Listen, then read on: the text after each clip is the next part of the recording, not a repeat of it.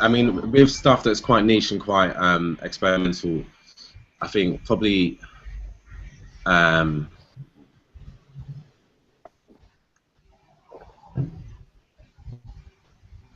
think before you start thinking about maximizing the kind of financial gain out of it, that stuff is always like, if it's niche or it's not mainstream, then it really relies strongly on its audience and the people that are really into it.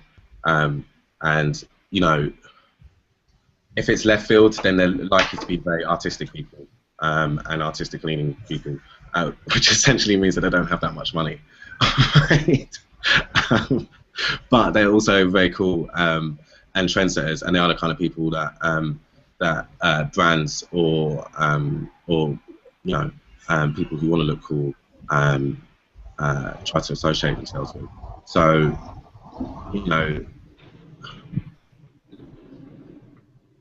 it's a difficult balance, but I would say, you know, you have to obviously look after your fan base and make sure that, you know, you don't jeopardize your I can't think of the word, it's quite early in the morning, so don't jeopardize your credibility to those guys, because they're really important, and they're, you know, they're the first one, and they're essentially who will support you. But you know, I suppose amass those guys and showed off the fact that, you know, they are the fans, and work with brands, you know.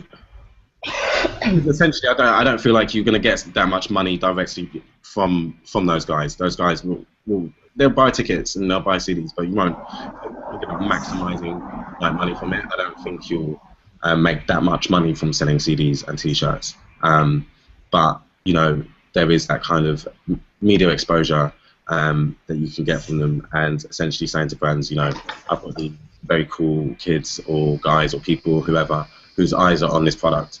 And to be honest, if you associate yourselves with us, then hopefully it'll make you look cooler, and hopefully won't affect our credibility. You know, and it's a really difficult balancing act, and it's something that we attempt to do in Boiler Room. And you know, there's stuff that, you know, in order to maintain what we do, we have to work with brands, you know, because we're not selling any product. There's no bars, and we don't make any money. We basically don't make any money from the events, from people. So we need to find an operational cost somehow. And so we have to work with brands, and the way in which that works, you know, we do work with left field artists, and it's not mainstream artists. And I think it's the same in the mainstream industry as well. You know, it's essentially advertising. You know, it's just in a different way.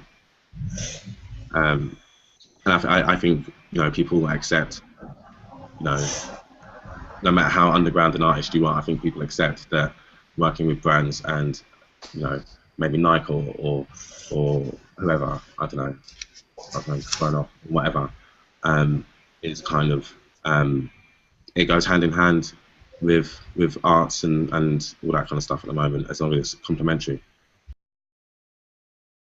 In my experience, if you're a creative person and you have challenges dealing with things like tax returns and bank accounts and filling out forms and all that kind of stuff, then your best option is to get somebody on board who does, not fight it. You could potentially get yourself into a bit of a hole, which I've definitely done in the past. And you know, with working with Blaze at Boiler Room, he's a,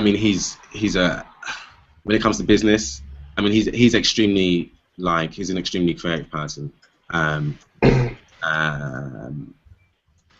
you know, I mean, I deal with all the music kind of stuff in the event management. He deals with all the business stuff. Stephen and Blaze deal with all of the business stuff. I talk to them about it. I give them my opinion. But when it comes to number crunching and serving decks and spreadsheets and reports and numbers and all that kind of stuff, they do it. And you know, I trust them enough to deal with it. you know, I mean, that it goes back to that trust thing. You know, you do have to have a partner or somebody that you trust. If you have like, if you're crazy in the head like me, then you need somebody who understands business and is a bit patient in those meetings, because you know, like brands ask for some ridiculous stuff, you know, and there's been points where I've like kicked off in emails and probably said stuff to brands that I shouldn't have and probably jeopardized it. Whereas I should have been a bit more patient. But you know, having somebody who understands that definitely helps, and it also gives me the opportunity to be more creative. Basically, I'm not awake at night thinking about chasing invoices, which I have been in the past. You know, and then you get yourself into a hole about the state of your bank account, all that kind of stuff. Essentially, you know, Blaze and Stephen have managed to manage it so that we all get a wage at the end of the month, which is amazing. So we just don't have to think about it. And we've now got an accountant. And, you know, essentially, we've got a lawyer now. I mean, we've got all kinds of people working different kinds of stuff. And I think, you know, you kind of build out from that, and I think you do what you're good at, basically. You know, and don't try and stretch yourself out too much. If you're sitting there questioning how a creative person fits into the business world, then just get a business partner who actually understands how business works and understands how you work. Okay. Yeah, so just to clarify, that it's just about challenges like finance, business, admin, like accountancy, sort of the legalities of having a business. Yeah, that's brilliant. Thanks. I mean, if you don't understand that or that confuses you, somebody to work with that does, so that you can allow your creative mind to go off and do what it needs to do.